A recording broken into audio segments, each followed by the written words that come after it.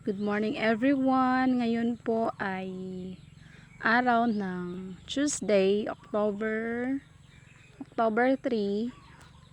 So, dahil malalaki na yung aking mga baboy, ang aking mga alagang baboy, hindi na sila biik. Sila na ay pwede nang litsunin guys. So, nakikita nyo naman talaga na today ay nililiguan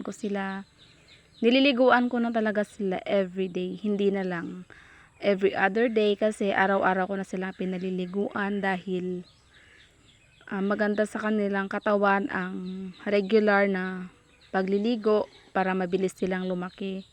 At dahil mainit yung katawan ng ating mga baboy guys, kailangan talaga nating paliguan sila regular para malinis din ang kanilang kulungan at malinis ang kanilang katawan.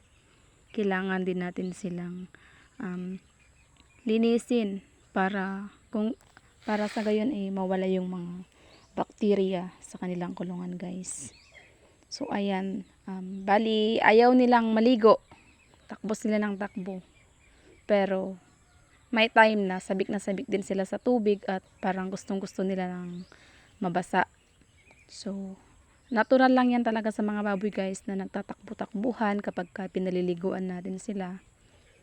At depende na rin yan kung sanay na sanay sila sa paliligo. So yung mga baboy ko kasi guys is mula pagkabiik, hindi ko sila pinaliguan ng regular. Talagang nung nakaraang mga araw ko lang sila pinaliguan umpisa kasi natakot pa ako sa sakit na yung, alam nyo yun, sakit sa balat ng mga baboy na parang makate at bukol-bukol na maliliit. Pero usually hindi ko naman talaga alam kung ano yun siya, pero para na rin sa kanilang safety, para hindi sila magkasakit ng tuluyan, hindi ko na lang sila binasa kahit wala silang ganon. Kasi malay mo naman pagka meron palang ganon sa kanilang katawan na hindi pwedeng mabasa. Kaya hinintay ko muna ng ilang linggo bago ko sila talaga pinaliguan. Bali 2 weeks na rin bago ko sila pinaliguan.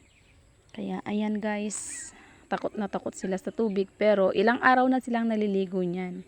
Bali regular ko talaga silang pinapaliguan kasi nga mas masarap din tignan. O tingnan nyo guys, na ang puti-puti nila, ang linis-linis ng kanilang mga balat, ang kinis-kinis. Sarap-sarap tignan sa mata guys.